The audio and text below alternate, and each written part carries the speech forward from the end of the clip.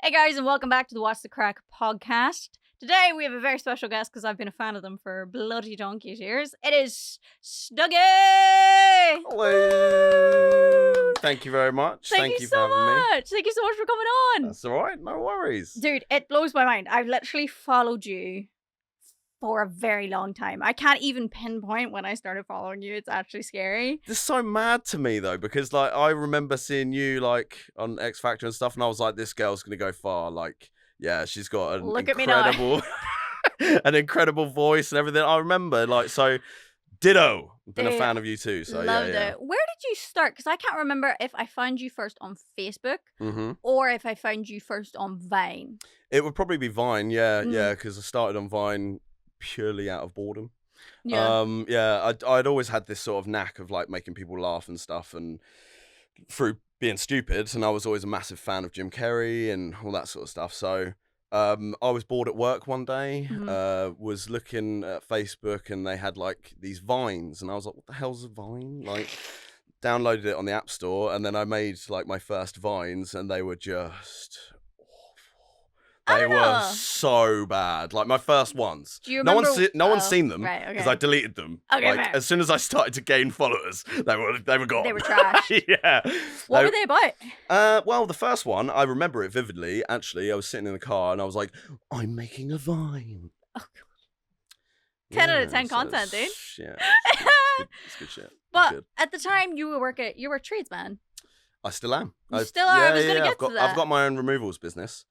But at the time I was working for my father, whose business it was, removals. And I'd just given up a sport that I was playing. I was playing grass hockey. What the frick? I know, my life is it's a storybook. I was playing at a really high level as well. I was like playing for the county and stuff like that. Yeah, I imagine that it's a very competitive industry. It's very, very popular sport. It's far more aggressive than most sports, and like that people give it, credit for. Yeah. Because obviously you're playing with a stick, so you can hurt someone. That's why I was on all the sports teams in my school, right? Yeah. And the teacher came up to me because I'd started actually doing the hockey team. And she was like, "Oh, I would love for you to just come on to the hockey team." She wrote my name on the team list on the board before I'd even said yes. And I just turned around to her and was like, "I don't want pre-menstrual teenage girls running at me with a stick. Yeah, I don't." It's aggressive. And girls at like 13. Oh yeah. I used to watch the ladies teams, and they were far more aggressive than the men's. Like it was incredible. It was like. Give them a weapon. So when did you start that? What age were you when you started that? So I gave it up like probably 2012, something like that, 2012. And then I guess I was just a little bit bored in my life and stuff, because I had nothing else, and I just started making these videos. And like I say, the first few were terrible. The first, I'm not gonna sit here and say I've done good videos because I don't believe any of them are good. I just think they're stupid, but people like them, so that's great. But the first ones were so stupid that they were never gonna. And so Dapper Laughs, was how I got my break, basically, because on Vine you could revine someone. Yes, you could. Yeah. So I did a Vine after being told by my missus to give it up because I was terrible. I did a Vine pretty much just to show my friends because I thought they'd find it funny. Yeah. And I feel bad about it now because I'm an avid cat lover. But at the time, I thought it would be really funny because we had 5 or 6 cats in the house that we were living in, to go around to each cat and go, "Pussy!" right in their face. And then as I did it, they literally like shat themselves and then ran away. Yeah. And Dapper obviously found that really funny, revined it, and then that video got, I don't know, maybe 1 million views or something. Yeah. And then after that I started posting like other videos because I was like, oh wow, like people like me. Yeah. And then I was like, maybe I've got a talent for this. Yeah. And then I just sort of like started posting ones about like tenderness and raspberries. Raspberries. Yeah. I think my personal favorite is the traffic videos. Oh yeah. Live for it. Get out the fucking way. Literally, it makes my life, dude. I can't even explain it because I've got a pea-sized brain, and I like things that go fast. Nice. So I like fast content. And that's why that one did really well, I think, because like the fast content keeps people really interested. Yeah. Because I was doing like this content over the quarantine when we were lockdown. And I was doing like these videos where it was like what my house sees. Oh yes, I remember. Did you see any of those? Yeah. Okay. So, and basically that was like that was keeping me occupied through lockdown, but I was doing one of those every day for like 50 days, and my engagement and my followers and everything just went sky high. Went back to work and then it all just stopped. Oh, it would have been really good to carry it on, but I mean, you know, you do 50 1-minute videos of just like things around your house, you start to run out of things to do, you know? Absolutely, dude. That's 50 minutes of content. It's nearly a movie. You could upload it to YouTube as a movie. I did. You're ahead of the game, dude. Didn't do well. YouTube is a different beast, though. I know. I've fallen off. I used to do really well. I used to get invited to like their stupid, like not stupid. I love you, YouTube. Love me back. I used to get invited to their like creator parties, and they flew me out to like Berlin and France and stuff. But I just have fallen off. Was I ever really that great of a creator? No, but I tried. I was regular with my uploads. Well, that's you know, that's all you can do, really, isn't it? Absolutely. With YouTube, yeah. But it was pretty funny because like I was uploading. Basically, I like to take like rock songs or pop songs and strip them down and make them sad and miserable, because me. And it's like my favorite thing, and those kind of things were doing really well, like getting millions of views, and that was sick. But what happened was YouTube came in and went, no monetization, and I was like, what, like copyright? Basically the publishers were coming in and claiming more of the video than they're owed. They're owed like 13.5% of the video revenue. Right, yeah. But they came in and they just went, I'm going to take the whole thing. I'm going to take it all, and they have a box that makes them. Goddamn publishers. Dude, I was so raging because they have the option to not click all. They have their publishing button or whatever, because they have access to that and we don't. And anyway, it screwed me over. And it was pretty funny because they were doing this like big event for YouTube employees. They were like, oh, John, would you come and sing? And I was like, aye. And then they'll re-interview you and stuff before, like bigging up YouTube and stuff. And I'm sat there bigging up YouTube, like, and I'm like, you're not paying me, you wankers. I'm sorry, I'm giving you all of this, and you're giving me nothing. And it was fun. I could cope because they used to let me use their space for free. And that just meant free Wi-Fi, free drinks, free food. And I was like, I was broke living in London. I was like, hell yeah. And I used to use it all the time. You just used to eat their breakfast, lunch, and dinner. It was like so bad. The way you were coping with living at the time. Like, it got to the point where everybody there knew me. Really? Yeah. People were like, hi, Janet. And I'm like, hey, as if I worked there. Like, literally. Mad. To the point where I didn't have to bring, like, IG or anything when I turned up. The wee woman at the desk was like, hello, Janet. Come on in. And I'm like, thank you. First name basis. Literally. So how many followers have you got on YouTube? Oh, Jesus. Shy of 600K. Still good. It's alright, but I've been doing it since 2006. I mean, that's still. I would still say that's a good number. I mean, I was doing it. I was doing it as soon as I started on like all my social medias. But I did YouTube with my wife at the time. So, right. Okay. so because my content is very short based, like short, you know, clips and everything. At the time, I was doing Vines, 6 seconds. So I was like, if I do go over to YouTube, I need something to make it a bit more, substantial. A bit substantial. So I had the idea to do videos with her because she was quite funny and all that sort of stuff on camera. So we would do like Q&As and all this sort of stuff. And at one stage, it was getting quite popular. And then it just dropped off the map. But it's the thing with YouTube, isn't it? If you don't keep up with it, it just kills it off. So in the end, I think we ended on like 90K followers, something like that. So yeah. When was that? Like 2011, 2012? Yeah, that's when we started. So then up until maybe last year, it was like 90K. All right. So, dude, I tried like Vine. Didn't even hit that 100K. No, so close. Oh, because then you get the stupid awards. I wanted the stupid awards. Yeah. Well, you could buy 10K followers if you really wanted. I mean, I could. But... You can. They're really expensive. Wouldn't feel like I earned it. Yeah, it's an expensive thing, and it's really bad because people don't realize when they buy followers, it messes with your algorithm. Because YouTube knows the bots. Yeah, I can imagine it does. So YouTube goes, sauce. Yeah. So unless you're willing to buy those really expensive bots that not only follow you, they're like content farms, and they follow you and they comment. Right. Okay. And they interact. Right. But they're very expensive because obviously, like, I didn't even know this existed. Yeah, it's a human being behind it, because people have built careers of this. I'm not going to say how I know this, but I know somebody who did it. They built their following up to about 1 million with fake engagement, but it looks real because all the comments were like in there, like supporting and stuff like that. And then you build enough engagement that it starts to like organically reach people, and then you get real followers. So then the next like 4 million people that started following them were all real. How crazy is that? I mean, I don't get that for one reason, to be honest, and the reason I don't get that is because, like, in order to have followers, you have to have some sort of talent in a way. Yes. And I don't get how. I mean, let's say you bought your first 1 million followers, and then you got like loads of. Are they just following because you've got 1 million? Do you see what I mean? Or are they following because are they following because you're talented? I mean, half these TikTokers now. Like, I will say this was a really interesting case, though. This was I'll speak about it. I don't give a shit. It was this girl who was a dance DJ. Mm-hmm. She wasn't a real dance DJ. It was all smoke and mirrors. She wasn't mixing or writing or producing. She was just hot.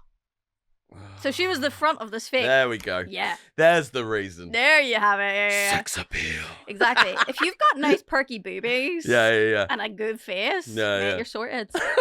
You're set. You know. It's hilarious because my content is based on sex appeal in no way. Just raw sex appeal. So many people meet me in real life. They're like, "Oh my god, you look so normal." I'm like, "Well, I mean, what were you expecting me to just can't you?" Like, I mean, yeah, ridiculous. I was in Tesco once, right? And this was a few years ago, and this woman came up to me, and she was like, "Oh, can my daughters get a picture with you? Because they know you somehow." She had no idea, right? And I was like, "Oh yeah, no problem." So I go over and then go to take the picture, and then like in most of the pictures that I take, I just pull the face. So so that because that's what they're a fan of and whatever. Yeah. So I pulled the face, and then the woman taking the picture was like, "Oh, it's you!" Oh, no. My face is just so different that you don't even tell the difference. Oh it's my mad. god, that's mad. Mate. So funny. But the worst time I was ever recognised was definitely it was still in Tesco. I mean, Tesco's just the hub. Where all the crack is. The hub. Yeah, pretty much. Yeah, and there was a group of, I don't know, I'd probably say about 10, like 18, 19-year-old girls, all dressed up as for a night out and stuff, and they all recognised me at the exact same time with 2 bags of cat litter in my hands. Nice. So I was just like, and they were like, "Can we get a picture?" I was like, "Only if the cat litter makes it in." Yeah, it has to be the star of the show at that point. So I actually held up one bag and got the other one to hold another bag. So, nice. Just so that I can remember that was the day. Yeah. I had a really awkward experience where I was dating this guy and I didn't tell him what I did. Okay, yeah. I told inklings of truth. So I was writing a book at the time. Yep. And I was like, oh, I lied and was like, I think I manifested this. I was like, oh, you know, I've got a publisher and like I'm just writing this book. I didn't have a publisher. I do now, but I didn't at the time. And I was like, oh, I've been asked to write this book. Lies. But I was. And I was like, oh yeah, and I video edit on the side. Didn't say I video edit my videos on the side. And I was like, oh yeah, you know, I do some like social media running as well. So I run people's social medias, blah, blah, blah. So everything kind of had an ounce of truth in it. Is like, I do run social media. I do make content. And I am writing a book. And I was like, oh, I dabble in music sometimes. I'm not very good, but good Lord loves a trier. So that was all fine. We went on a date. First date was really awkward. He turned up. He'd washed his hair, right? So on his thing, he looked like Jon Snow. And then he turned up and he looked like a greasy dude, right? Well, I didn't realise he'd washed his hair. He'd just come from the gym. Right, But what it looked like, he just looked like a greasy man. Oh, I see. And I was like, so he'd left it wet? He'd left it wet. Oh, I see. Right, okay. Right. Yeah. So, but I was like, oh my God, what is Odd that? choice for a first date. Right, I know. Yeah. And we went bowling. Because what else do you do when you're sober? I don't know. So that date went. Bowling is the best activity. I enjoy it. Yeah. I enjoy it. So we went there, and then the next day is when everything went wrong. So we went to Cambridge. I didn't realise I must have a massive following in Cambridge. Because we get to Cambridge, and we go on it's bunting or punting?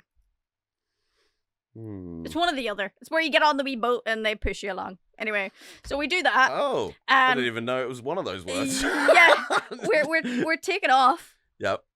And this guy looks me dead in the face, and he's like, I could tell he just recognized me. Yeah. And he sprints on the boat. And he takes the oar off the other guy, kicks him off, so he's doing oars that day. And I was like, oh, shit. So we're sitting there facing the guy who's doing all this. And literally, he doesn't even wait like 2 minutes before he's like, hey, Janet. And I'm like, obviously, I wasn't going to be rude. Right? Some people are ballsy. Yeah. And then you get the other ones that just don't. They just give you the look, and it almost makes it like, right, well, I kind of don't want to look at you then, because it's kind of it's like we're staring at each other. My favorite is when people take photos of me without me knowing. Right, okay. It's only happened to me once. Oh, dude, it happens to me way too often. Yeah, I can imagine. Yeah, my favorite one is me falling asleep on the tube. Oh. I wasn't actually asleep. I was just like, I don't want to look at people. Are you like a mouth open sleeper? No, I wasn't actually asleep. I was just doing this. Oh, okay. And leaning against the glass. No, I'm not a good sleeper. I definitely am a mouth open type of girl. Absolutely. Yeah. But I went on this date, and that guy recognized me, and he was asking away about the fucking YouTube channel and stuff. And I was like, yeah. And then I had to be like, oh yeah, I post YouTube videos, but like he's probably one of my only fans. And that was it. And then it just got worse because I got recognized a few more times throughout the whole trip. And I by the end of it, I had to explain who I was. Kind of. Because I was like, I'm not going to tell him about X Factor, right? Because I was like, that opens a whole can of worms that I just didn't want to talk about. Then we go to Wagamama. This is probably like number 5. And the waitress comes up and she goes, so the people at that table over there want to know if you're Janet from X Factor. And I was like, Jesus, yeah, I am. So I am. How did he take it? The guy that you were... he was really chill about me being weird. Right, okay. Because I was giving him half answers. Right. I was like, I did it years ago. I was like 16. I didn't really get that far. It was fine. What is it that you're like, if you don't mind me asking, what is it that you're like... Why was I weird about it? Yeah. Because at the time I was posting a lot of like personal life content on YouTube, right? So if I told somebody, then they have like a weird upper hand that I just didn't want. Mm-hmm. Yeah, so I get that. Yeah, they'd know all this stuff about me. So you would have been open about it if you hadn't been like talking about your personal stuff. Yeah, I think so. I mean? Yeah. I think it's just for me, it's a bit of a weird one because like people can go back and watch like clips of me at 16 and all that kind of stuff, and I think that's just a little bit weird. So I didn't want anyone to have an upper hand. Yeah. So when I was dating at that time, I was literally only dating people who didn't know who I was. If somebody came on my Tinder and was like, "Hey, Janet," I'm like, "Fuck up." Yeah, that's the thing with Tinder. That's what scares me, because when I went on there were like 3 or 4 people that recognized me on there, and started talking to me and stuff, and I was like, don't know if I should, whatever. But there was a weird experience on there. It's hard, yeah. So what happened? What is your weird? Because I stopped you before we started recording. You said you had an interesting. I was like, I've got a story. Whoa, yes. Whoa, wait for the cameras to be rolling. So there was this girl, and we started talking, and my wife hadn't actually moved out of the house at this point. We'll get to that later. We'd broken up. So you were married and then broken up. Broken up, yeah. And I downloaded Tinder, to be honest, just to be like, fuck you, you know what I mean? And so met this girl, started talking and whatever, and my cat got mauled by a fox. Yeah. Great. Yeah, you didn't expect that, did you? No. There's a curveball for you. So, so my cat got mauled by this fox, and I had to take him to be put down. Aww. So this girl that I was talking to was like, "Oh, I really don't want you to be alone, like burying the cat." I was like, "It's all right. Don't worry about it. It's like, it's fine." And she was like, "No, I don't want you to be alone." And I was like, "Right then. Well, I mean, you want to come meet me?" Bury the cat, like for the first time, whatever, like first time meeting each other. First date, cat cemetery. Yeah, woo! Yeah. So she was like, "Oh, actually, there's a really nice place to bury him, like where I live," because it was like, I don't know, half an hour down the road, and I was like, "Oh, well, okay, I probably could do with the time to just clear my head or whatever." Mm-hmm. So I'm driving with the dead cat in the camp. It's like fermenting. His name was Cheese as well, so it's quite fitting. Oh yeah. Cheese the cat, and so I pulled onto her driveway. And she opened the door, looked very lovely. I was like, "Oh, nice to meet you." I said to her, "So, bury this cat down the stables or something?" She was like, "No, actually, I found a really nice place in my back garden." I was like, "No, you're all right, actually." She's like, "No, in the back garden." The first time I've ever met her, like, and I was just like, "Oh, yeah, all right then." So took the cat through. You did it. Digging a hole. Yeah, of course I did. Life's all about experiences, So I'm just digging this hole. Like, so did you grow up around here? Like, oh my god, what digging this hole size for of my a dead garden cat. are we talking about? Is it like It's quite rich big. people garden? Yeah, I would say so. Okay, yeah, fair. yeah. So, and it was her house as well. Because if it so was it's like sort like a cul-de-sac garden, that you're burying your cat, and I'd be like, that's a bit weird. yeah. No, so yeah, that was a bit of a. So your cat is literally buried at this girl's house. Yeah. Are you still in contact? No, not really. Okay. She did like call me a couple of months ago and said that she went out and like watered the flowers around him and stuff, and I was like, knock yourself out. He's dead. Yeah, literally dig him up if you want, throw him over. Like, make a necklace out of his let bones. me come and pick him up so I can bury him in my garden. Dude, that is very weird. Weird, yeah. I'm not gonna lie. I didn't know where that story was gonna go. I know. This is what I mean. Yeah. Oh, I got plenty of those. Don't worry. Oh man, no, I just had really awful dating experiences. This is to the point where I'm just like, I'm just so dumb. I'm so stupid. Yeah. When it comes to feelings, emotions, and all these kinds of stuff, I swear to God, I think I see the red flags. Yeah. But I've got rose tinted glasses on, so I'm like, everything's fine. Yeah. That's red. Everything's red. Oh my god, red's my favorite color. That's amazing. I have had to the point where I've come out with it in therapy, and my therapist is like, "And you've never brought this up before?" And I'm like, "Yeah," because I remember dating this guy, and we'd been dating for a couple of months. I hate saying this kinds of stuff on the podcast, but like I was quite into like rough bedroom activities, right? So it wasn't splendid. It wasn't abnormal to get a slap in the face in the bedroom, but it's consensual, so it's fine. Okay. Yep. What happened was we went to a date, like to the cinema. We're in the middle of a parking lot, car park, and just get out of the car on our way to watch like fucking Lion King or something. Douche slaps me across the face in the middle of a parking lot, and I was like, oh. Were you engaging in No. No? Okay. Everything was normal. Everything was chill. Everything was pretty like, oh, I can't wait to see this movie. What time does it start? Blah, blah, Did blah, he blah, blah. think that was like it's like foreplay? Or... I have fucking no clue.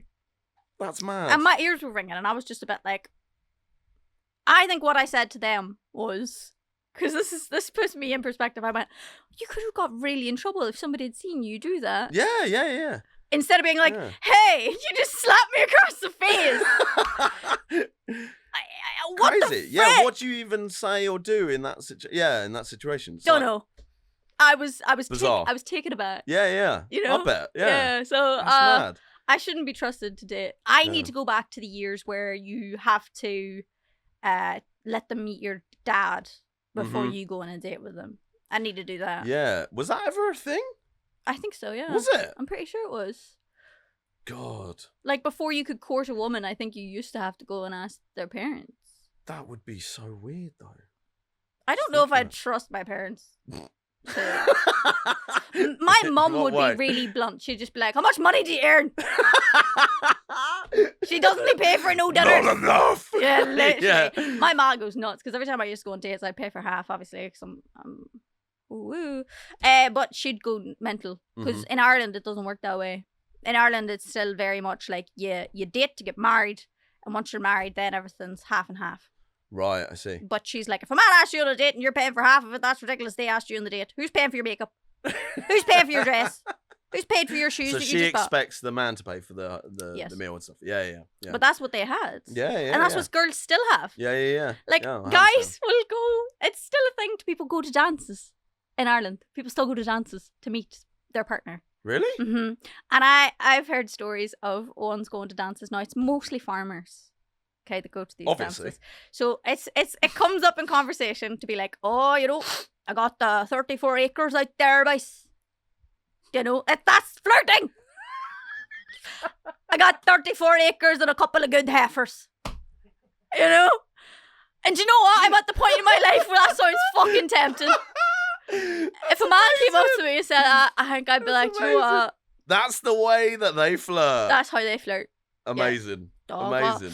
Got a few Marsha I mean, if it Fergusons, works, it works. Do you know what I mean? Like, they're getting married and they're living their lives. They want to put all their cards on the table, you know? Dude. If someone comes along with 48 acres, you know, they're out of the game, aren't they? Yeah.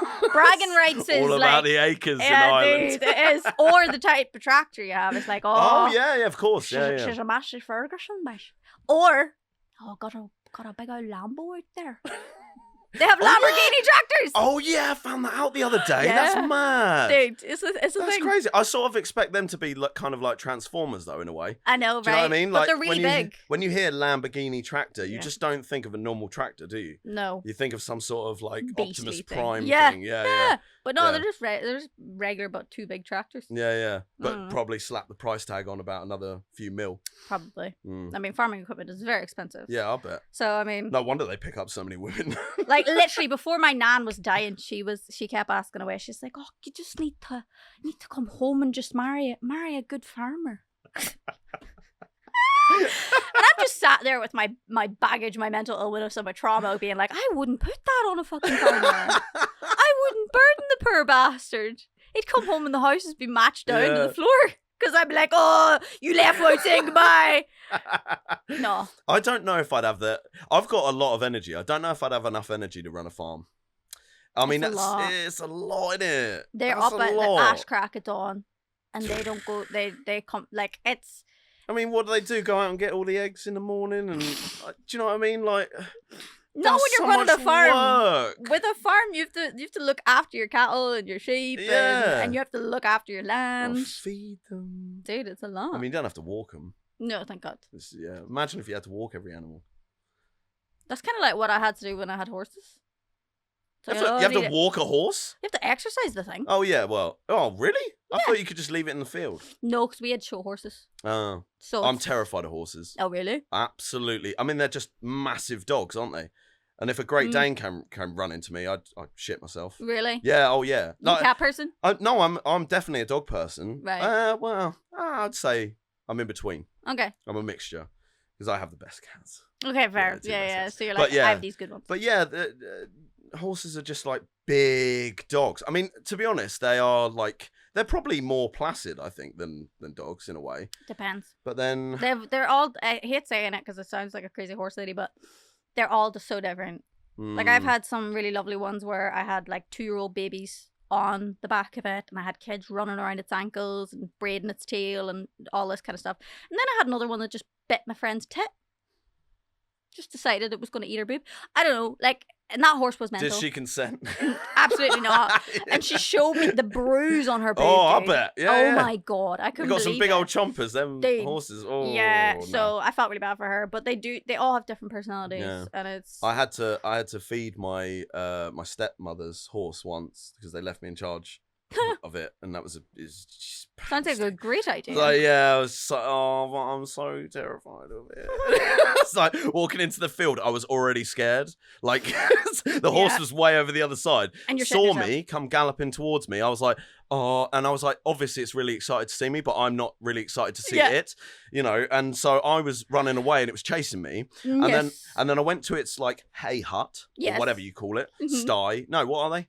Shed, I don't know. Home, and so I was getting the hay out to feed it and stuff, and for some reason it came into the shed backwards, and I thought, this is how I'm going to die. It wants to kill me. It already hates me enough that it's going to back kick me, and it's going to back kick me for feeding it. Like, imagine if, like, do you know what I mean? And in the end, all it wanted was a bum stroke. Yeah. So I was just sort of like itching its bum. Scratching its ass. Yeah. And I gave it a Mento in the end. Yeah, no, not a Mento. What do they have? Polo. Yeah. I gave it a Polo. Yeah. They also love crisps. Yeah. I let the big dog like literally eat it out of my hand. The way you envision horses, I think, is the way a postman sees a pit bull. What did I say to you? I'm stupid. I am stupid. Like, this is how I think about life. This is how I go through life. Yeah. Big dog. Shark, that's a big dog. Big fish. You're like that joke of the guy who goes to a zoo, to the dog zoo, and it's all just dogs, and then he goes, "Oh, that's a shit zoo." Yeah. I know that is me. That is totally me. I'm just I go through life with just like a really simple way of looking at it, and to be honest, it just makes things easier. I'm jealous. Really I got multiple conditions that make my that life hard shit sometimes, and it's kind of funny sometimes because I do talk to like normal headed people, and I'm like, wait, so you don't overthink things? You don't go through 6 different procedures just before you like leave the house? And they're like, no. I'm like, oh, what the fuck? Like, I'm just stuck with a brain that's got like 10 voices because of the ADHD. And then I got the shitty BPD one where it's just like, it just tries to ruin my life. It's like, they don't love you. Leave. And you're like, shut up. Yeah, I don't know a lot about BPD. It's kind of, it's just bullshit, to be honest. It's the one mental diagnosis that no one wants. Because it's like, everyone hates it. Because they think we're all violent and stuff. Right. Everyone thinks we're Amber Heard. But, you know, I know some people who are like that. And then you have ones like me who, instead of like acting outwards, because people think we're going to like beat people up, and some people do, but mine is inward. So I'm like, I'm just going to get really mad at myself. Okay? You've hurt me, so I'm going to hurt me too. Suck it. God, that makes no sense. That must suck so much. Dude, and then the bipolar. Which people always ask me, they're like, are you okay with people joking about mental health stuff? I'm like, absolutely, except just get it right. Because when people go, oh, the weather's so bipolar today, I'm like, no. The weather is so borderline personality disorder today because it's moving so fucking quickly. If it was weird for a couple of months, it's bipolar. Yeah. If you're going to use the joke, at least get the joke right. You know what I'm saying? There's certain things when I make my comedy that I would just completely avoid, like the plague, and mental health is absolutely one of them. I just wouldn't even, I wouldn't even go there. Think. I just, like, it's not even something, not even something that would even come into my brain. No, that's all my content. It's just mental illness content. That's what I mean. It's just, So you can't, like, I for me, I would never joke about it because people like yourself suffer with it so much. Like, it's not for me to joke about it in any way would be like offensive. I don't know. I don't take shit too personally. As long as it's funny. Yeah. If the joke is, but the trouble is, this is where my problem is I don't know where the line is. So instead the line is a dot to you. So instead of even approaching the line, I just sort of look at the line through binoculars. But I like your content though, because it is lighthearted and funny. It is. Yeah, I mean that's what I try and go for. I mean, it's like a nice check out of life. Yeah. To just kind of come and watch your stuff. Yeah, and I've never really had like massive amounts of clout. So in terms of what I mean is like relevance. So like I've never been on the news. I've never been like talked about massively by and I think that's all just to do with the fact that one, I don't post enough. Right. You've got a job. Full-time job. I've run my own business. It's hard to do that. But the other thing is because I've just never pushed my content to be like edgy or like on the line or something, because it's not something that I'm interested in. As much as I love things like Little Britain and all that sort of stuff in their own ways, I wouldn't risk it. No, it's not even. I just wouldn't want my name to be even mentioned in that conversation. Edgy humor is fine when it's done intellectually, but when you have these, I'm gonna say it, straight white men who come out to make edgy humor. And it's not even that funny. Yeah, is when it's just like, man, just stop. You're just not that funny. No. Like, and they're like, oh, it's just too controversial. I'm like, no.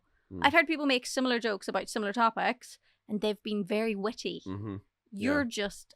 But this is the thing nowadays, is that people will actually do it for clout. They like, any publicity is good publicity. Apparently so. So they'll do something that is just ridiculous, and sometimes I'll watch it on TikTok or Facebook or whatever, and I'll be like, you've literally just done that so that you're in people's you're like people are talking about it. It's kind of like the same stuff with like the people that Drew goes after. Drew Afuelo, she's like a famous TikToker who she just reacts to men being dicks about women, and she just goes into them and just makes as many receding hairline jokes as she wants to. It's like that Andrew Tate guy. Have you seen him recently?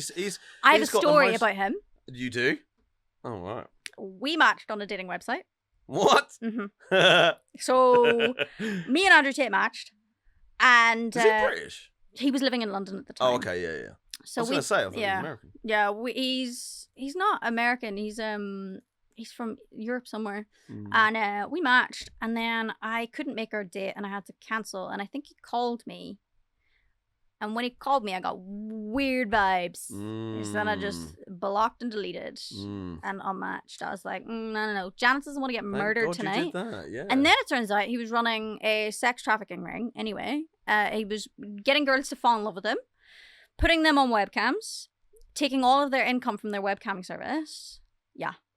He was letting them live like luxurious lifestyles in some ways, but he was taking all of their earnings and just having them webcam from a fucking basement in Romania or something. And he got raided by the police and everything for, I think he had like 2 American girls that were reported as missing. Yeah. I'll never understand. I mean, I get that people do anything that they want for they'll do anything to get rich and famous and stuff. I just don't get what makes you like turn into a bad human being.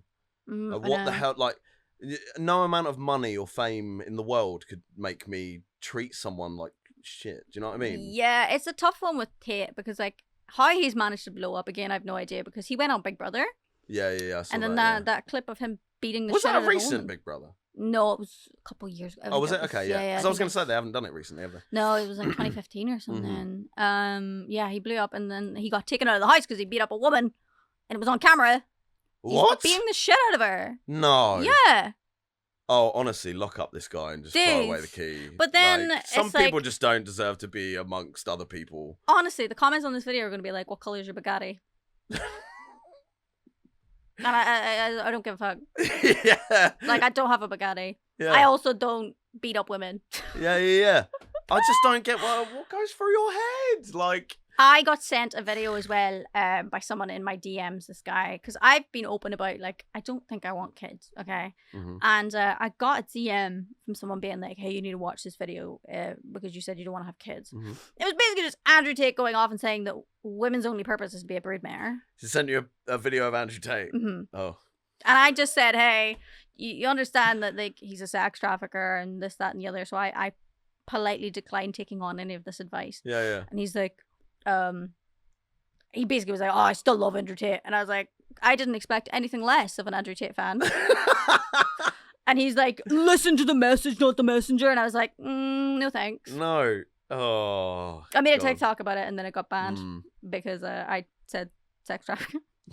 Yeah, kids is a tricky one for me as well. To be honest, I've gone back and forward. Same. It's mad because it's like you see, you know, you're friends with a kid or whatever, or your friends get pregnant and you're sort of like, you have that sort of like, oh, well, might be nice to have like family and stuff like that. And then you just think about the effort. Dude, don't even. And I'm just like, your life never goes back to the same. That's what I mean. So I'm just sort of But you're a dude, you're lucky. You don't have like a ticking time bomb in your ovaries, you know what I mean? No. I'm fucked. No. Yeah. Because I could wake up at 40 and go, I want a baby. Yeah. And then they could be like, sorry, your eggs have dried out. Yeah, that's true. I'm in a different position. Because like you can just still keep going at your 70s, you know what I mean? No. Yeah. What? Rod Stewart's still having babies. At 70? What is Rod Stewart? He's old. He's old. What? Yeah. He's still having babies. 70? Yeah. Surely that's just dust. Yeah, you'd hope so, but it's not. He's still got good swimmers. Shooting cobwebs. He's going. Yeah. That's mad. I mean, my dad actually had a kid when he was 55, so I suppose. Well, I kind of agree with that, because if I was a dude, I'd have a kid at like 60 and be like, sayonara, bitches, parent yourselves. Because I've got I've got a sister that's like 5 years old, and I'm what? nearly 34. Yeah. Oh so my I'm days. Just like, what? It's mad, absolutely mad. So what age was your mum when she had you? 24. And what age did she have your sister at? No, it's my dad's different partner. Different partners. So, okay. Yeah, right. So I was like, oh my god, your mum must have had you really young. No. No, your dad's still pushing out swimmers. Yeah. All right. So, what age is he? He is now 62, but he had the kid when he was 57. Okay. Yeah, but I still remember when he came and told me about it. It was like, oh, you know, stepmother's pregnant, and I was like, what? You're having sex? I was like, yeah. I was like, excuse me? Like, are you joking? Like, what? I'm gonna have another what? Yeah. Like, it was just like the most shocked I think I've ever been. Dude, I was that'd just be like, so weird. no, like what? Like she was younger. His new partner. She was like 38 at the time or something. So you know, I mean, I would understand that she would want one, but she already had like 4 kids anyway. So what's one more? Yeah, I mean, at that point, chuck another one in the litter. Yeah, literally. So it's just like I was so shocked. I was like, I literally don't know what to say, Dad. Yeah. Like, I don't know what to say. He's like, I'd be so baffled. How about congratulations? I was like, I don't feel that way. Yeah.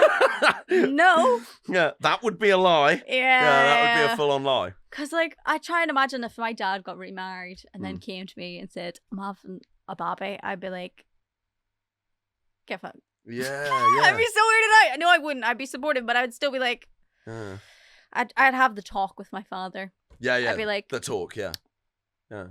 Don't traumatize these ones. Yeah. Yeah.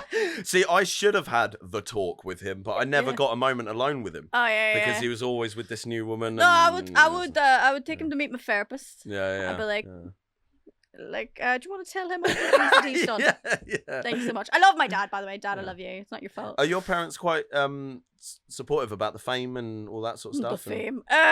Lol. It's a weird one. I was supposed to. Do you not call it the fame either? No. No, because when people say that to me, I'm like, no. No.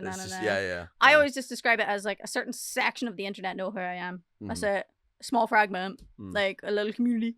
But no, everything was kind of weird because I was the only person in my family who got good grades. Like, my family had never seen an A-star before. Yeah. And they're like, what's that? They're gonna be ink stained beside the A. Yeah, what's that little star next to it? What? Yeah, so no one in my family had kind of gotten those kinds of grades before. So my dad was very excited for me to be a moneymaker, to finally bring home bacon.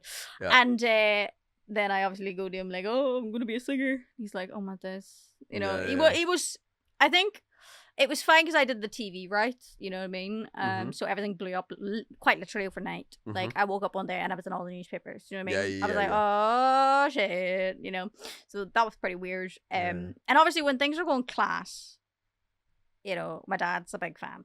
Because realistically, it's not a flaw in him. It's your parents only want the best for you. Yeah. That's it. Yeah. And that's all he wants for me is to be the best. And I think there's been times where his faith has wobbled, where he's like, he's seen me living on like £35 a week or whatever, £25 a week. Yeah. And obviously just it didn't want me to be living that way. Yeah. And was just like, why don't you just go back to school? Like, there's no shit, that kind of stuff. Yeah. But like I said, I'm an idiot, so I kept going. You know what I mean? I pushed through and started making like enough to keep a roof over my head and things like that. So I don't know how he feels about it now. I think he's kind of happy that I'm content and I'm paying bills. Yeah. And I'm eating food.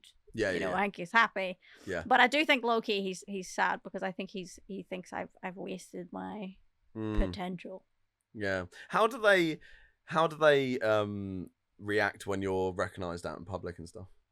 Oh, they're chill. My mum would shock me in front of the camera. She'd be like, take a photo with it. All right. My mum was like a boss when I was doing X Factor and stuff. She's so nice to her own detriment. Like, she'd get people like turning up to the house going, oh, you don't have a wee signed photo or nothing. And the mum was like, no, but I'll get on that. So my mum literally would come over to England to watch me on the TV, and she'd bring these printed photos that she's paid for. And some Sharpies. For you to sign. For me to sign. So whenever people were coming to the house, she had something she could give them. Yeah. I was like, Jesus, mum, right, okay. Made me look class, obviously, because they're like, oh, I got a wee signed photo from Janet. And I'm like, I just signed the thing. Yeah. That's amazing. She was great. She's very, very good like that. She's very nice. And my mum is supportive of me as long as like I'm happy. Yeah. That's all she cares about as well. So my parents are weird ones because why, what do they think? Well, I mean, I wouldn't like to call what I've got is like any sort of success or whatever, but like people know me. Yes. Some people like you said, it's like a section of the internet. Yes. They recognize me, whatever. And my dad never got it. He never got it at all. And to be honest, I just don't think there was any sort of like pride or whatever. It was just sort of like, oh well, you're doing that, it's a waste of time, and all this sort of stuff. Whatever. Me and him don't speak now anyway. We're like 5 years disconnected. So, but that my baby mum was born and you bailed, bro. Yeah. Yeah. You're like fucking taking my limelight, bitch. Yeah, exactly. Yeah. So she was born, and then they moved away. So they moved to the Isle of Wight, and then we sort of lost a bit of connection, and then it was just sort of like he screwed me over in terms of like my business, like the business that we had and stuff. So I had a few issues with him, and I was like, look, come and meet me man on man without your missus, just the two of us. We can chat it all out. Yeah. And he never rang me. It was 5 years ago. Just never rang me. Never like. And I was just like, whatever. Anyway, that's a different issue. But my mum, so she's very like oblivious to it. So like, so sometimes I'll be recognised when I'm with her or whatever, and she'll just be like a little like, you know, whatever. And then we were sitting in Wembley watching Ed Sheeran, right, a couple of months ago, and I was just sort of looking around the stadium, and sometimes I think to myself, like when I look around the stadium like Wembley, it's 100,000. I'm like, 10 times this amount follow me on TikTok, like 10 times this amount. I looked around. I said it to my mum, and she was just sort of like, no. Like, what? Yeah, mum. Like, math. Yeah, actually, yeah, mum. And she was like, no, it's not this many. I was like, yeah, no, it is. It's definitely this many. And she was like, well, why aren't you recognised like everywhere? And I'm like, because that's still such a small amount of people on the internet. Yeah. It's so difficult. Everyone sees 1 million and goes, oh my God, that's amazing. That's so many people. And it is. Don't get me wrong. Yeah. But in terms of, you know, this country, how many people are in this country? Like 89 million, something like that. That's just this country. Oh my God. So, you know, 1 million is kind of nothing. But it's weird though, because like it's also hard to like get the followers.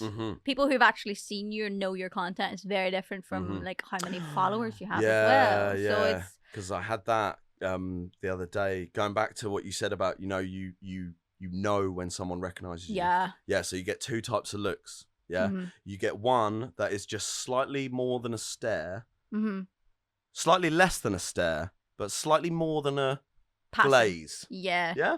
So it's kind of like this. Do you know what I mean? Yeah. Or you get this one where they go. Yeah. It's like the double take. So I got the first one on the train the other day, and it was funny because I had my headphones in. Yes. And because I've got a tattoo now behind my ear. I noticed that. Sick. Yeah. Little spider web. He recognised me from that. He was like, no, it's definitely him because he's got the tattoo. Like, the tattoo's giving me away. Yeah. So if it's not the face that gives me away, it's the tattoo. It's the tattoos. Yeah. And so he was talking about me to his girlfriend. I realised that he recognised me, and I stopped the music on my headphones. Oh, perfect. Because I was like, because in a way, sometimes those situations get me a little flustered. Like, because if someone recognises me, I'd rather know that it's going to happen than someone tap me and go, "Oh, I know you." Like, because then I'm like, "Oh, yeah." Do you know what I mean? Yes. So I stopped my music, and they were like, "Oh, that's Stuggy. Like, it's definitely him because of the thing." And then he was like, shh, like that to his missus, and she was like, it's fine, he's got his headphones on. She was just talking really loudly, and she was like, I don't think it's him. I was like listening to this whole thing. I was like, and then he tapped me, and then obviously it was like, oh yeah, how are you doing, whatever. But the first thing that I say to people when they recognize me on the train is shh, because like I don't want everyone else knowing. Do you know what I mean? Yeah. Because then it's like, who the fuck is that? Yeah, and they like, probably. Wait, why are they getting a picture with him? Yes. Who is it? Like that's when people come up and then they ask for photos and they don't even know who you are. Yeah, that happens. It's like a weird. They're like, I don't know who you are, but I'm gonna look you up later, and you're like, oh, okay, cool. I had that. You've clearly had like personal experience, personal appearances. PAs. I was 17 at my peak, so I couldn't do PAs. Oh, okay. Yeah. So anytime I was booked, I had to legally perform. Right, okay. So instead of doing PAs, I had to fucking work for it. Yeah. So you didn't do a PA? You've never done one? No. Oh, okay. So I did one at Chesterfield College, I believe. Something like that. It was right up country. Yeah. And I did one there, and I didn't really know what to expect. So I turned up on the day. I was like, doing a personal appearance, like whatever that means, I don't know. And they were like, oh, we've got you a microphone for the stage. I was like, sorry? You're talking to someone who like does all their content on a phone in their bedroom. Like, I'm not stage ready. So they gave me this thing, and I'm like on the stage, I'm like, hello, how's it going, everyone? They didn't have anyone introducing you or talking to you? No, I introduced myself. I was like, because that's not how PAs work. Yeah, no. Because if it's a PA for like an event... maybe I had someone introduce me. Because normally they would have you like sat down and they'd ask you questions. No, it was nothing like that. It was kind of like this is Stuggy and he will be here for the day, like to take pictures with, right? So you said a minute ago about like people take pictures they don't even know you. Yeah. When I did this personal appearance, everyone in that college, literally everyone, got a picture with me, and half of them were like, I'm just sort of getting it because everyone else. I was like, all right, cool. I mean, I still feel like a celebrity right now. Yeah, it's great. I'm like walking through the crowd, like, and I had my big luscious locks back then as well. So I was like, oh my god, that's amazing. So I'm running around the crowd, and then they had this like mechanical ball in the corner, and I was like riding it. That'd brilliant. Be sick as hell. Such a great day. Everyone was watching me because they were like, oh my god, the guy that's doing the personal appearance is on there. It's like, no, I don't get to have fun. I'm only ever pulled out to bum people out to sing, or to bum people out. I get bummed. I get to go on stage and talk about addiction and mental health. And heavy shit. Have you been doing quite a lot of that? Like, I did the documentary with BBC. Yep. About the alcoholism. But, no, don't worry, you'll bum yourself out. So I don't know. I just tend to get asked to do that kind of stuff. Sometimes social media and music stuff, but mostly like mental health stuff. And you can't charge for that. No. You have to do that from the goodness of your heart. So like in terms of like experiences or anything, like have any like interesting ones come your way because of playing for rich people? Right, yeah. Oh, what, at their houses? Yeah. Oh, okay. That's pretty sick. Yeah. I love seeing how they live. Nice. It's really interesting. I guess you can't say. Yeah, I can't. No, but it's always interesting. Yeah, because they're always really lovely. I can imagine. They're genuinely always so nice. I think celebrities they get a bad rap because most of them are probably all right if you're in their circle, sort of thing. Yeah. But they don't like. They're obviously going to be horrible to paparazzi or like people or fans that are like tripping them over and stuff. Yeah. They're obviously going to be horrible. It is pretty funny though, because in a way, human. When I perform at these things, like I've done it where like it's a room full of rich people. Nice. And it's pretty funny because like at the time I think I was like, for one of these events, not for all of them, but at one point I was sleeping on a mattress on the floor in this shitty house in like Hartford somewhere. And I was out at this event performing for all these millionaires. and they're all like, dance, monkey child, dance. Yay. And then I go home and be a pauper. You know, I get to live like a rich person for a few days and go be poor. Oh, you know, but it's interesting because it's like, I've seen like people that I'm like, oh, I would want to be, I'd be rich. Your life looks cool. And then there's other people I'm like, it hasn't made you happy, has it? No. But that's a small percentage. I will say, I would rather be rich and cry to my very expensive therapist. Yeah, of course. Yeah. They say money doesn't buy you happiness. I mean, that's a lie. It gets pretty close. It gets you a good therapist. Pretty close. Yeah. It would get you close. I would have a financial advisor, a therapist, and a good shrink. Yeah. I would be happy. I'd be fine. I'm like the happiest man in the world, so if I had money, I'd just be even happier. Dude, yeah. Just like, you don't strike me as somebody who has like mental health problems. No, I mean, I would think that I suffer a little bit with some things, but I think that's just, I think what's the word? Empathy? Empath? Empath, yeah. So I think I'm more that way. Like if I feel like I've hurt you in some way, or you if feel it really strongly. I feel it really strongly, like even to the point where it's like the walls are closing in on me. So like I feel like I can't. Yeah. Oh, okay. Be myself, sort of thing. So you get the guilt. Yeah. Oh, guilt. dude. Yeah. No thanks.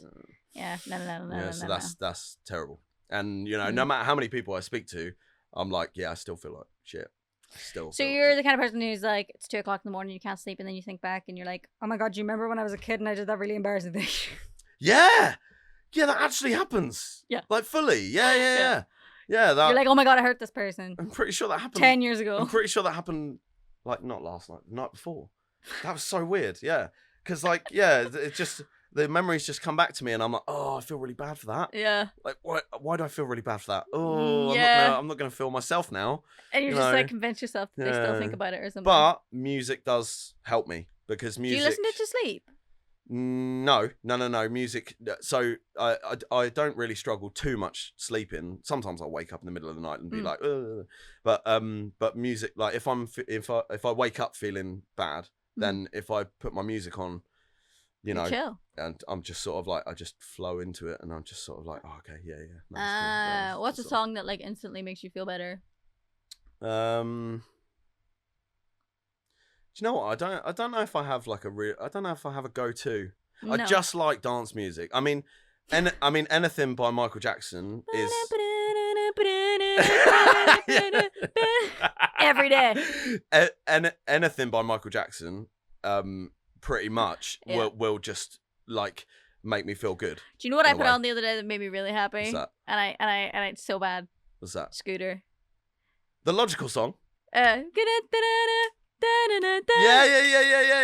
I was like, yeah, jumping on it. I was listening to Scooter with my mate yesterday on the way to. Yeah. It was a different song though. I didn't really realize he did a different song. There's a few big ones he had because I fell down a rabbit hole of Scooter songs. Yeah. I was like, remember when times were easy? Yeah. Literally, if I hear Scooter, I'm catapulted into 7-year-old me on a roller coaster ride thing at some cheap fun fair with just Scooter in the background. That's what my memories of Scooter are. So I'm like, oh, you're ready? Yeah, literally. Then you got the guy in the teleprompter thing going, Scream if you want to go faster. And you're like, yeah, it's great. Yeah. Like it made me so happy. And those songs though, don't they? Those songs that take you back to your childhood, just sort of like. Oh my God, Cascada. Because every time we touch, I get this feeling. I'm having the best time. Mm-hmm. Yeah. Like, and it's incredible. all crappy dance music. So, yeah, like Bass Hunter. Oh my God. My now God. You're gone. Yeah, no. Why was that such a fucking bomb? No, actually, now you're gone out of my life and out of my head. Get out of it. Dude. Stop it. Yeah. I was in Spain and there was a Bass Hunter gig on, and I seen the poster and was like, oh my God, I have to go. And he was sold out. I was fucking sad because like it reminded me of being like 13 years old trying to fit in with the cool kids. Yeah. While subsequently doing all their homework. It was awkward, dude. I was so unpopular. I was so uncool. I wasn't popular either. Like people really assume that I was, and they really think that like I was some big shot or whatever. I was an in-betweener. I didn't say which one. Neil. Okay, cool. Yeah, because I'm that stupid. Yeah, and I can't relate with any of the others. Maybe maybe a little bit of Simon, potentially. Mm-hmm. Yeah, because I had a crush on a girl and all that. One of my brothers is like Jay. Oh really? Yeah. Yeah, nice. Like, dude, whenever he was single and on the dating scene, he was Clunge. Jay, it was literally just Jay from the In-Betweeners. No, and I'm like, I really don't care. Yeah. And he used to try and use my name to sleep with birds. Really? And it worked. Which is the worst part. The worst bit was that it worked. That's mad. How would that... I don't know, dude. Because it was like the peak of my TV time. Actually, to be fair, now that you say it, someone name dropped me as their friend once and got laid because of it. Sick. And he wasn't even that good of a friend. Like, I'd only met him once and he was like, oh yeah, I told this girl the other day that I was like your best mate and it got me laid. I was like, but you're not though. Like... we don't know each other. This is the first time we've talked in 6 years. Yeah. Like, I'm really bad for thinking people are my friends. Mm-hmm. Like, I'm really bad at it. Yeah. Like, if someone follows me online, I will actively refer to them as my friend from that point on. Yeah. And it's so bad. I'm like, Janet, just because somebody follows you online does not mean that they're your friend. Yeah. You sad, lonely fuck. But I feel like we do that because obviously we're the same sort of people as in terms of like when people are nice to us, we're like, yeah, like someone follows excited. us. Like Ollie Murs followed me a while back. Nice. Do you know him? He was Extra Factor on my ear. Oh yeah, okay, yeah. So pretty well. So he followed me maybe 2 years back when I was doing all my quarantine stuff. Yeah. And he did one of my videos of beautiful scenery. Oh right, beautiful scenery. That one. And he did a thingy for it, and I was just like, what? I would crazy. Pants, yeah. And then we had like a back and forth of like voice messages, and I was like, "Oh mate, I'm mates with Ollie Murs." Like, what? Dude. And then yeah, like after that. Yeah, to be fair on him, I haven't reached out, but you know. Yeah, I suck at I'm a shit. Is it messages? 'Cause like... I'm really bad. Yeah. Like yeah. people reach out to me and they're like, "Oh my god, how's things? I haven't spoken to you in a while." And I'm like, I see it, I feel really good, and then my brain forgets. Yeah. I do have ADHD, so it is a trait, but it's really shit. And like I will be, you know, talking to someone and I'm like, they're complaining about maybe not having friends, and I'm like, I have like 7 people I haven't responded to, and I feel like a dick. I'm so bad because I made the mistake of being like, oh, I have no friends, and they're like, you've loads of friends you just met, don't message them. And I'm like, do you let them build up and then like you allocate like a little bit of time at night? I let them build up until I do that. It's not even at night. It's I have to build up like a week or two's worth of energy. Good Lord. Yeah. And then I'll do it. By then, there's like 12 or 13. It's a lot. Yeah. I don't send voice notes anymore because that's what I used to do. It's like, hey, my god, blah, blah, blah, blah. Oh my god. So I send them podcasts. Just takes some, yeah. Yeah, and it was takes time, doesn't it? And I felt bad because I felt imposing. It wasn't until I dated a guy and I'd sent him a voice note. But it was because I kind of found voice notes romantic when you're dating someone because you're like, oh my god, I gotta hear your voice. Oh, yeah, and it's more personal. That's what I thought. And then he was like, oh, you're too busy to text me. And I was like, oh, I see how you've read that. I thought it was cute, but okay. I thought I was doing something nice. Yeah. But no. Yeah. They were a sane, rational human being, though. So. Oh, right. Yeah. I mean, the only time I didn't like voice messages from my partner was only because I was working. Yes. So, and with my work, it's very busy. It's very intense. It's very full on until we finish. So I was like, I'm not ignoring you. I just can't listen right now. Yeah. Because there's no way of me listening. Like, you know, when we get to a job, we like start and we don't stop until we're done. Yeah. Like we don't have lunch breaks, don't have coffee breaks. Like we just go. You just keep going. Yeah. So no, that was the only time. But I do enjoy voice notes. Like I prefer it. I think it's more personal. But my brother has a real big problem with it. It's hilarious. Hates it. Yeah. He absolutely detests it. He's like, oh, if you can do me a voice message, just ring me. It's like, nah, I don't want you. Nah, because the thing is with the voice message, Tim, is, you know, it bothers you. I want you to, it bothers you. And also, I want you to hear my voice, right? But I want you to listen to it in your own time. I want you to go to a dark room with no distractions. And then also, I don't want you to ring me either. Because I'm very busy. You send me a voice note, then I can hear your voice in my own time. Yeah. Do you see what I mean? And he's like, oh, just ring me and leave a voice message. And I'm like, that's effort. Oh my god, no. If somebody leaves me a voicemail, I will not check it. No. And I got in trouble. 2022. Why do we even still have it? Dude, I don't know. No. Like, you can text me.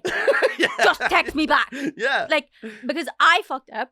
I went to therapy one week and was crying bloody murder. Life was hell. It wasn't. I'm mentally ill.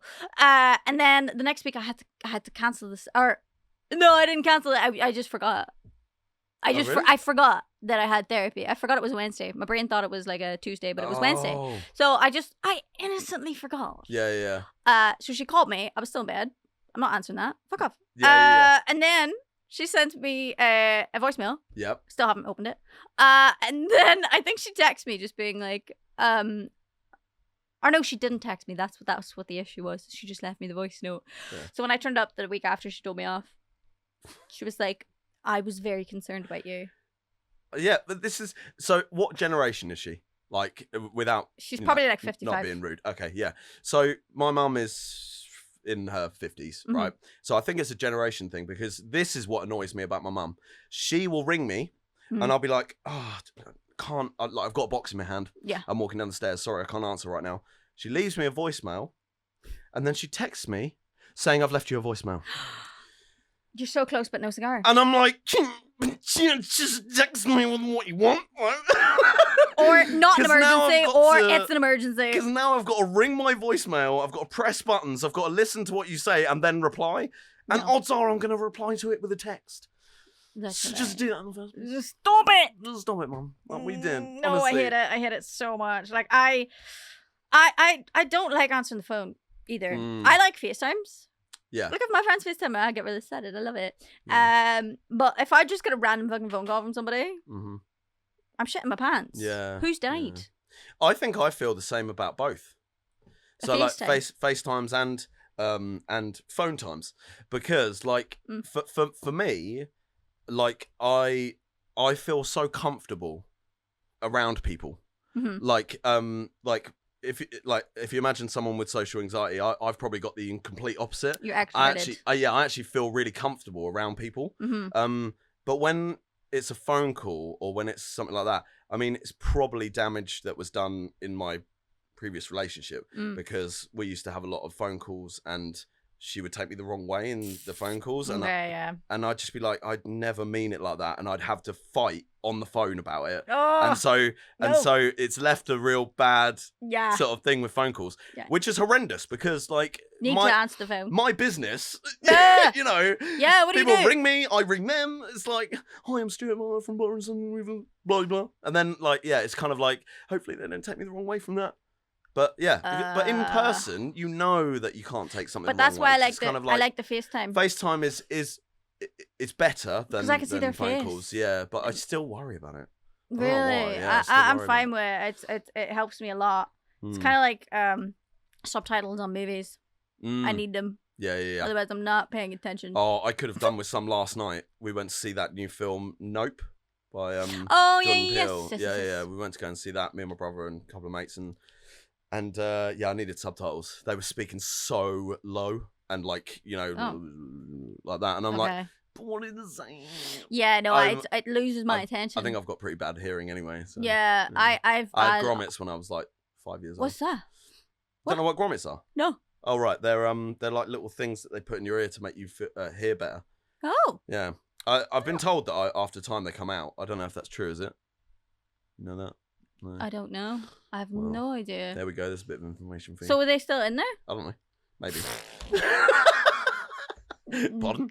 Yeah, you're living the dream. I always panic because I'm like, you know, I go on tour and there's like live music and blah blah blah, and I'm like, I'm gonna be deaf. But I'm still good somehow, at least on the high end of stuff. There is this one weird thing though. When they put the grommets in when I was younger, I remember. I don't know how I remember this, but there was like a test that they did, and it was like a beeping sound, like like that. Every now and then I'll still hear it. Yeah, work that one out. Grommets usually fall out within 6 to 12 months. There we go.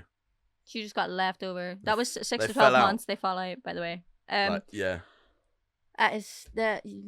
So yeah, just like every now and then I'll get this. Do you think I would love for these kinds of things to have just been discovered lately? If grommets, maybe I'm a medical marvel. Maybe I'm the only one. But what I'm saying is, if it's a new thing, right? So they invented that tomorrow. Yeah. Facebook will go fucking nuts. Oh yeah. Oh my god, it's surveillance. They're trying to listen to your thoughts. They just want to know what's going on. Oh my god, they're gonna record you. Oh my god, maybe it was like some sort of chip. Absolutely. That they put inside me. The birds work for the bourgeoisie. It's the frequencies going off every now and then. Yeah. They've taken you as a servant to the state. I just put it down to trauma. I just put it down to like, that's my life story. Surely that is like some sort of like maybe something's happening in my life and it's like going, no. Oh my god. Avoid. So have you ever got your hearing tested since? No. Dude. You should probably do that. I haven't got my eyes tested in I haven't done 7 that years. since my mom. I haven't been to the dentist since Rona. Oh, fair. I hate the dentist. They have to. I don't mind it. I'm on the special list. Are you? Yeah. So basically, what does that mean? Basically, it means every time I go to the dentist, I cry before they even go near me. Oh, that kind of special list. Yeah. I thought you meant. So they have to like give You're me. like celebrity in there. They basically give me ketamine. And take my teeth out. Where is this dentist? Yeah, right. Do I have to cry to get that? You know? So that's basically, they give me special drugs because basically I'm awake the whole time, but I don't remember. So as it's happening, I'm forgetting. What? So then you like come around. That's crazy. Yeah. All because why don't they offer that to everyone? Probably very expensive. Yeah, probably, yeah. It's a good drugs, you know? Yeah. Whereas, you know, Yeah. No, I haven't been since Rona, and it's probably a good idea that I go soon because since the last time I went, I've started smoking. So. Oh no! Oh, dude, I can't speak. I've been addicted many times to smokes. Do you know what got me off? Do you know what got me off though? What's that? Get my tits done. Oh, I thought you were going to say smoking and water. No. No. That'll do it too. Yeah. I went and I was like, getting my consultation for my tits. And they were basically like, oh yeah, okay, so you can't smoke 30 days before the procedure. And I was like, maybe all of us should get our tits done. That's what I'm thinking. Yeah. Yeah. Maybe that'll, Get some double D's on that bitch. Yeah, that's what I mean. You know? Or they should do one for men. Like, get your balls done or something. You can't get your dick done. Excuse me? Yeah. You can get a little implant on your dick to make it bigger. What? Not much bigger. It's only like an inch, but if you're small enough, an inch counts. You know what I mean? Yeah, good point. Yeah. Every inch matters if you're on the lower side of the spectrum. Is that more or less than Bob's? I think it's way more because my boobs were like not even $4,000. Jesus. Yeah, right. I got some budget titties, dude. Fucking hell. Like, That's like 3 trips to Tesco it's for like me. wish boobs. Yeah. You know, I got these boobies on Shein. Yeah. It didn't. Yeah, literally. So fuck, I don't know. I didn't pay that much. But I mean, something really good came out of it. I got off the smokes. Oh, I was going to say you got. They're actually kind of a pain in my ass, to be honest. I got them, and then I'm kind of. Are they difficult to get used to? Yeah. Yeah. Like the first day I had them, I was going to take a piss, and I opened the door onto them. Ow! I had no titty awareness, dude. No titty spatial awareness. No titty awareness. Yeah. Fucking smacked the door on my new Did it bounce back? They were hard. They're hard as rocks when you get them done. Yeah, I have heard that. Actually, yeah. It literally looked like somebody took a football and went cut it in half and went. What? It's gross. They look madness. Gross. They look gross. Yeah. I'm really happy with them. I'm alright. I'm like, I could have lived without them. Really? Yeah, like I wasn't like mad insecure about it. It was the fact that I got big ass ribs. I've got a thick chest, dude. And that's why they had to give me such a big implant, because they're like, yeah, you got fat ribs. And I'm like, I know. I'm built like a pigeon. So they had to slap some big titties on me to hide the fucking ribs. Because my other option was get my ribs broken. Do pigeons have big ribs? You know, they sit with their chest. Oh, yeah, of course. Yeah. So I don't spend a lot of time looking at pigeons. They're always around my house, but no, I don't. I do not like them. Rats of the sky. Rats of the sky. Yeah. So basically, I have like a pointed out rib, and then I also have like a dip in my chest. Right. Okay. So I was like, oh, I'll get some titties and it will hide them. Yeah. My mate has that as well. Is there a thing for it? Like a name for it? Pectus. Because he'll be really interested to know, because he's never been to the. It's pectus something, because there's a vacuum, but I think that's the big rib cage, and then there's the inversion of that, which. It's no matter how much weight he puts on, it still stays there. Yeah. It's weird. Dude, it's so annoying, but I've learned to love it. Yeah. I'm a sweet lover. Yeah. So when I sit down to watch movies, I just fill my little hole I think with sweets. He used to fill it with gravy and like dip like eggy bread in it and stuff. Dude, it's so funny when you shower though, because you shower and the water goes woo. I'm not it's like even a kidding. little water slide. It is a water slide on my chest. It's ridiculous, dude. But excavatum. Yeah. Pectus excavatum. Yeah. So sticky outy ribs. Yeah. But no, what's the any ribs? The dent in the ribs called? Because that's the one I'm after. Sticky outy ribs. Invertum. Pegged to something. But I think I have both. So I'm like weird, but you know, I love being built like a fridge. Life is really good. Yeah. I love it whenever guys, because now I got titties, guys will go, I love your curves, and I'm like, bitch, I'm built straight up and down. I am built like a fucking fridge. You cannot say you love my curves, because there are none. And then people try to be nice and they're like, oh, you're just athletic. And it's like, I just have no fucking torso, athletic. Karen. It's fine. I'm all legs. Legs go all the way up Griffin. It's me. You know? I hate it so much. Like, that's why I'm not on that side of TikTok that's all beautiful girls. Because I look at them and go, oh, look at your tits. They don't live in this fucking 2 different area codes. Look at them being friends and sitting next to each other. And then look at their ribs and I'm like, oh, fucking must be nice to have like little petite ribs. Fuck you. And then I look at their butt and I'm like, oh. Fuck you. One thing though that you should really pat yourself on the back about is that like all these girls that are doing this and stuff, they're not talented. Do you know what I mean? I see talent in it. Do you? I respect the Kardashians a lot, because people always have the same argument. They're not talented. And I'm like, yeah, but imagine not having any talent and being world famous. How good at marketing do you have to be? Yeah, and that is a talent. Yeah, that's mad. I'm like, that shows real skill. Yeah, that you can accomplish what you've accomplished. Also, I like what they did for for the body trends. Obviously, bodies come in and out of trends all the time. Yeah. And it was nice to see an end to heroin chic.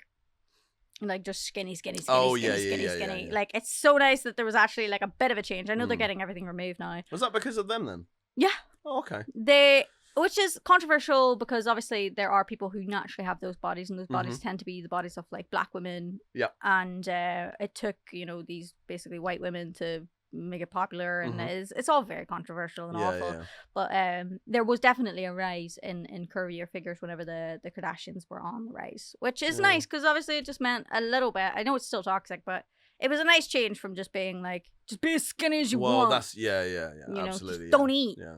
Well, that's definitely something that I would support or get behind in that way for them. Yeah. But God knows where it's going to go now because they're getting everything removed. Yeah. Are they? Yeah. What? The Kardashians are getting removed? Yeah, they're getting their like butts removed and stuff. What? They're getting their implants smaller and... Really? I don't know, yeah. So we'll see what the next 10 years of figures bring. I don't get it. I don't get it. I've accepted though that I've gotten in really good shape before. I've gotten to the point where I've had really good abs, really good shoulders, and good arms, and like even had an ass, right? And I was like, okay, and I was going to the gym like every single day, basically, for a couple of hours every day, blah blah blah. And you know, then I stopped and I lost my ass and I lost everything, and I've got like 2 abs holding on by a thread, and I just am at this point where I look in the mirror and go, I don't care if I don't have a fat ass. I really don't. Like, because no one's going to care in 10 years about big bums. And I just don't have one. I'm really white. I'm so white. I think I'm allowed. I'm really white. Yes, I think I'm allowed to have no butt. I think it's fine. Yeah. It's like when people come at me and they're like, oh, your lips are so tiny. I'm like, I'm from white people's Africa, okay? I'm from Ireland, mate. Do you know why we have small lips? Because it's cold. You find big lips in warm climates, not on the ass end of nowhere in Ireland. Okay, I make sense to my people. Okay, if you were in Ireland, you wouldn't bat an eye if I walk past you the street. It's fine. Whereabouts in Northern Ireland? I'm from Tyrone. I don't know why I asked, to be honest. I was about to say, do you remember the Oma bomb? No. You're too young. Yeah, no, a big bomb went off in my hometown, and did it? The older generations remember it. So anytime they're like, where are you from? I'm like, do you know the Oma bomb? And they're like, oh yeah. And I'm like, yeah, that's where I'm from. So is it, I mean, fast in Northern Ireland? I'm 45 minutes from Derry. Oh, Derry, okay, yeah. Yeah. So that's why a lot of people see the similarities between my accent and the Derry accent. Which has been a nice change for people to be like, oh, you're from Derry. And I'm like, you're closer than you were with Belfast. So I'm proud of you. See, what I don't get about accents is you sound Northern Irish to me. Yeah. So I didn't realise there were different dialects of Northern Irish. Yes. Just that I didn't, just the same as I didn't realise there were different types of Scottish, different types of Welsh. Yep. But that's so naive of me because in England we all have. Yeah. You go 15 minutes down the road and it's different. Yeah. But what's even funnier is like, I grew up in the same area with some people. And people used to say I spoke very posh. I definitely don't anymore, but whenever I was growing up, I apparently did. I think it was because I did competitive horse riding. I'm surrounded by rich people. That'll do it to you. That'll do it. So everyone thought I was really posh. And I just like literally 5 minutes across the road, my brother's friend, love him to pieces, has the thickest accent. He's a farmer. And he talks like oh fuck God only knows. He was like the impersonation I did earlier. He does the culchy voice. He's got a very country accent, you know. So it is bonkers because you don't even have to go that far. He's literally close enough to be our neighbor. He's like 5k run away, and he's got a totally different talking voice. It is mental. So what sort of accent would you say mine is, in terms of English? Yours sounds quite posh. That's what everyone. Yeah. And where'd you grow up? Southern, like near Brighton. Like literally right near Brighton. Do you know a place called Worthing? Yeah, I've played there. Oh, you have? I did Worthing Pier. Yeah, Worthing is where I grew up. Okay. So, yeah, born and bred. But like... Represent! It's not a cheap place to live, though. No. So, your parents weren't broke? My rent is extortionate. Yeah. Yeah. I mean, my parents they weren't rich, but... Yeah, they weren't broke either. You weren't living on the poverty line? No. Yeah. No. So, yeah, but people have said before, like when I've gone on holiday or whatever, or people have met me, they've always said I've just got the posh English accent. But, like, I I sort of see that as like, ew, hi, yeah, no, this. That's different. This yeah, is yeah. the posh English accent, darling. There's kind of like 3 different breeds of posh people. You know? The But ones that have cat ass. Yeah. Darling. Yes. Yeah, little cat bums from eye holes. Sure. Yeah. You got that, which is one. And you got the Royal Queen's English, and then you got posh English people. Yeah, it's weird. But I mean, I've always wanted people to be like, oh, that's Southern English. You know, I've always wanted a type of accent. I mean, if I went to America, everyone would love me because they'd be like, oh my God, you're English. Yes. And it'd be like, oh, wow. Yeah, but in this country, like, no one enjoys my accent. I don't agree. You don't I think like so? your accent. Yeah, thank you. But yeah, I'm not I from mean, this country. most of the people would sort of just be like, it's the regular accent. It would just be nice to have an accent in a way. You only think that. Probably, yeah. You really only think that. Yeah. And then you have one, and then you're kind of faced with, because you're never going to face like a prejudice with that kind of accent. No, that's you know what I mean? Yeah, Because people are like, oh, he's very well spoken. I understand. One of us. So they're just going to assume you belong there. Whereas, you know, anytime I go to these big fancy places, and because I don't try to talk like my younger self, which was much more posh and blah, blah, blah, I just don't belong anywhere. Like the waiter comes over and I'm like, well, what's crack? You know? No, go home. Yeah. Stay. Yeah. You don't belong here. So how far have you actually travelled to sing somewhere? Oh my God. Not that far. I kept getting requested to play China. Really? Yeah, and then they cancel last minute. Oh, so you could have been really big in Asia. All right, I know. Yeah. Right. I'd be big size-wise in Asia. They're all teeny tiny. That's as close as I'll get. But no, I got really excited about that prospect. But no, I've just done like Europe and America. Never done Canada though. I'm really sad about that. Yeah. But there was a period of time where I was back and forth. I was to America. Back and forth to America. Nice. Yeah, so that was a nice. What sort of change. places did you do over there? We did an East Coast tour, so we went to like, God only knows. Oh my God, everywhere's gone from my brain. So it was like New York, Boston. No, was it Boston? Chicago? No, we actually never played Chicago, because we didn't go all the way to Illinois. Philadelphia. There's that quote from that movie, Wayne's World. Hi, I'm in Delaware. Yeah. Oh my God, I can't believe it took me that to get that. But a few places like that. I've been to LA as well. I've been to loads of places in New Jersey. Yeah. From the absolute sticks to And did people know you quite well over there? It's kind of bizarre one. Yes and no. I've had people stop me for photos even though they had no idea who I was. What? Yeah. I was just walking down the street in New York, and at the time I had, the big ginger hair. I was wearing a big pair of like 6-inch shoes. So did they just assume you might have been famous?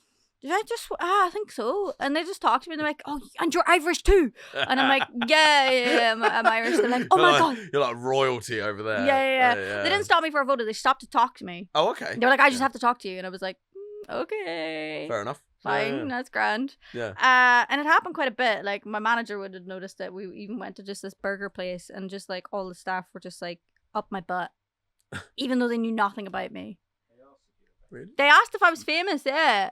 It just kind of kept happening. I don't know what aura I was giving off. What the hell comes over you to ask that? That's weird. Are you famous? Like, imagine just asking that to just anyone sitting there. I can't imagine. Minding their own business, eating their burger. It must have just me having a massive Sorry, just the way ego. that you're eating that burger. Like, are you famous? Are you famous? But on the same trip, a couple weeks after, or a couple months after that, I got humbled so quick. I did a photo shoot with this guy who was the guy who like discovered Heidi Klum and big fashion photographer, and he's known for discovering talent. Yeah. And I go to this photo shoot with him, and he just basically turns around and he's like, yeah, you know what's great about Janet? This is to my head of my record label. He's like, she's not pretty enough to be intimidating to women, but she's still very, very attractive, but like not in an intimidating way. No woman would ever be jealous of her. What? I was like, thanks, boobs. Thanks. What? Yeah. Oh my God. Yeah, it was very bizarre. And you were there? I was there. You could hear it? Yeah. What? It's happened to me so many times in my life, especially when I was younger, where I'd be at these events, especially during X Factor times. People just like talked because because when I was 16, I didn't even look 16. Mm. I looked about 14. So people would talk as if I wasn't In the wasn't industry, though, I suppose, like, a lot of the time, they just don't mince their words, do they? No. They just don't hold back. No, but especially... They say what they think. They just don't even... they don't have time to waste it, basically. Yeah. The amount of times I've been told stupid stuff like, oh my God, like... That's just so horrible. Make sure you suck in when you're wearing that dress. Or, oh, we'll get you a pair of Spanx. And at the time, I was like a size 8. And I was like, I don't really have a belly to suck in. Yeah. And they're like, no, you should wear these. That's mad. I'm like, oh, thanks. And then I look back at some of the things that happened during that time when I was like, because I was 16, right? Yeah. Barely legal. Yeah. And the amount of inappropriate comments, messages, face-to-face interactions with grown men I had. Yeah. Ooh. And it's not until you get older that you're like, that makes me feel sick. Yeah. Ooh. Like, so many, like, I had a full-grown man rubbing my feet one day. Yep. What a choice. I was on set. They put me in heels. It was awful. My feet really, really hurt. And I was taking them off. And this guy, he was pretty high up in this company. And he, like, came over and he was like, oh, it's fine. You know, I've worked with ballerinas before. This happens to them all the time. Like, he was like 60 years old. Oh, that sounds like a foot fetish. Massaging my feet, yeah. Ooh, right. That sounds like a foot fetish. Right. Yeah, that's disgusting. I know. Yeah. I know. And I it's just like thought he saw your feet from across the room. He's like, they're injured. Oh, here's my opportunity. She's got flat feet. Yeah. Nothing I like more than injured feet. Dude, it was so bizarre. Because I thought, again, I'm a dummy. I was like, what a nice man. Well, and also you're young as well. So you're, you know. Yeah, but I wasn't naive in that regard. No, I grew up on 4chan, you know what I mean? I've seen everything. But I just, when it happens to me, somebody could be outright flirting with me, I wouldn't notice. You know what I mean? I'm so dumb. Literally. That's the same as me, though. Yeah, I almost took this Greek god of a man home with me one night by accident. I missed out because I'm a dum-dum. Like, genuinely. So he was flirting with you, but and you I had didn't no know. idea. You had no I idea. came into this bar and literally he was so my type that my housemate at the time was like, oh my God, that is your man. Yeah. That is your future husband. And I looked at him and went, he's so hot, he won't care. So I came outside at the time I was having a cigarette. And he came out and he goes, oh, can I have your lighter? And I was like, absolutely. And he gets chatting. And I'm obviously just enjoying this, like, conversation that we're having because he's so beautiful. He is everything I've dreamed of. Like this blonde Viking man. Yeah. With a Scottish accent.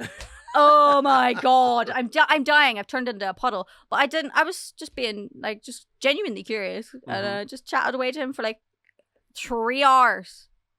What? Yeah. And didn't think anything of it. 3 hours? Yeah.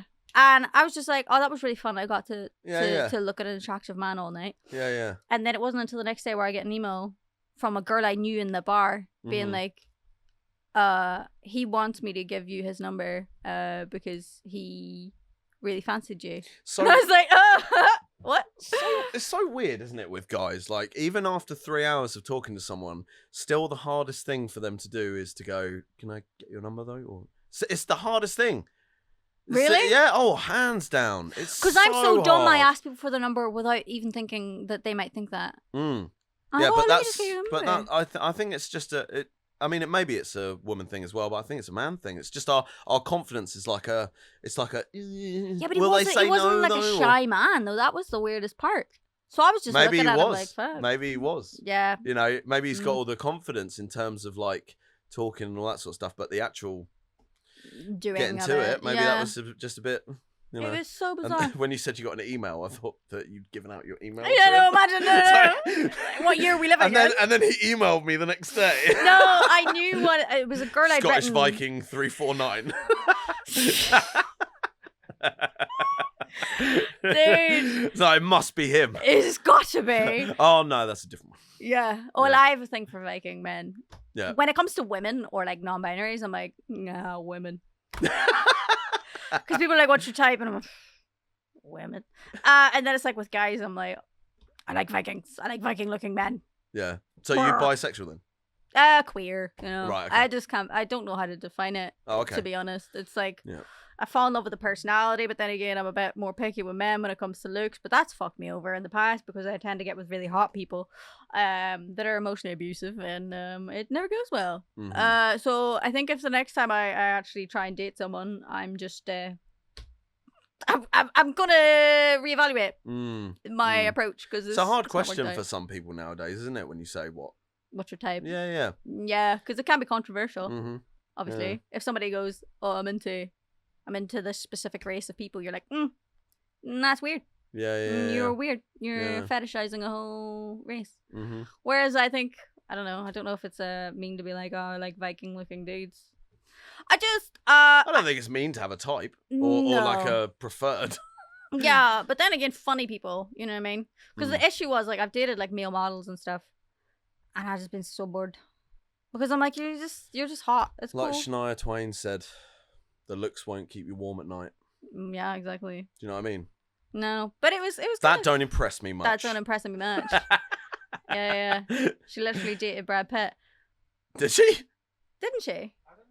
Wait, hang on a minute, because she said that in the song. I thought that was... She was like... Oh, no, I'm thinking of something else. No. So you're Brad Pitt. That don't impress me much. Yeah. I love her so much. Oh, my God, yeah. No, I... Literally listened to that on the way here.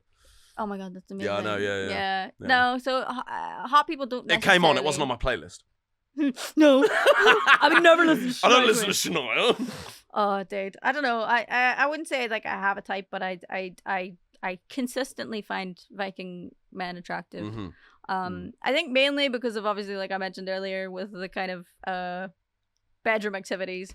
If somebody wanted me to call them something and I don't think that they could kill me with their bare hands, I'm not gonna treat you like you're a dominant person if you can't kill me. Oh, I see what you mean. So if Yeah. it was a scrawny person with like... I just wouldn't be able to have that kind of bedroom activities with. Yeah. Because Because you couldn't imagine. Because they couldn't kill me. Do you know what I love? I love the fact that, like, no matter who I talk to, even if I talk to someone for half an hour or whatever, they still end up talking about, like, their bedroom activities. I don't know what it is about me. Maybe it's something. Out of people. Maybe it's something in my eyes. It's like, look at my eyes. Tell me about your sex life. I don't get it. It's happened on numerous occasions. I get people. Bring it out. People tell me their trauma. Really? Yeah, Yeah. It's great. Yeah. We didn't get any of your trauma out today, though. No. You're a closed box. Yeah. I literally. I'm gonna find you in like 20 years when you're having your midlife. 20 years? I'm like 34 already. Yeah, but don't people have like their midlife crises at like 50? Well, maybe. Oh, I've got a few more years then. Yeah. Good. And then It's you'll good. open the trauma box and then you buy a Ferrari. It's fine. Yeah, that'd be nice. Yeah. Really nice, I'll yeah. cry in it. It'll be fine. Still won't go to therapy. Fuck that. Fuck therapy. Yeah, literally, I'm gonna listen to Joe Rogan in my Ferrari. I might have been to the dentist like 2 times by then. That's fair. Yeah. Get the teeth cleaned. Yeah, that's it. You know what I mean? Not even go in for a checkup, just getting the teeth cleaned. Yeah, that's it. Yeah. Yeah. Baby for steps. Sure. Baby steps. Baby steps. Well, we have reached the end. Reached the end. Thank you very much for having me. No, thank you. Thank you for been a coming pleasure. on. And where can people find you? You can find me on TikTok, Stuggy Bear. You can find me on Instagram, same handle, and that's about it now. Not even Facebook? Nah, Facebook is like Dead. gone. Yeah. Ah, I wouldn't. okay. I wouldn't even try and promote it. To be fair, You So, use that. You advertise on it though, right? It's called Keeping It Stuggy now, and it's Ah. kind of like more of a social page for just more like content of like other people's. Yeah, fair enough. Not mine. So Whatever brings the bill. Whatever. Whatever pays the bills. that's it. Yeah. A bit Yeah. of bread and butter, innit? Hell yeah. That's it. Yeah. Right, anyway, I'm going to leave all the links in the description so you can follow Stuggy. Please do if you're looking for something to cheer you up because he's genuinely one of the funniest people I follow on the internet. So I don't know why I said it like that. Thank But you very anyway, much. thank you guys. Have a great day. Bye. If you've made it this far, thank you so much for listening. If you have any guest suggestions, topic requests, or feedback, then hit me up in the YouTube comments. Don't forget to follow the podcast so you never miss an episode, or sign up to the Patreon for even more content. Have a happy day.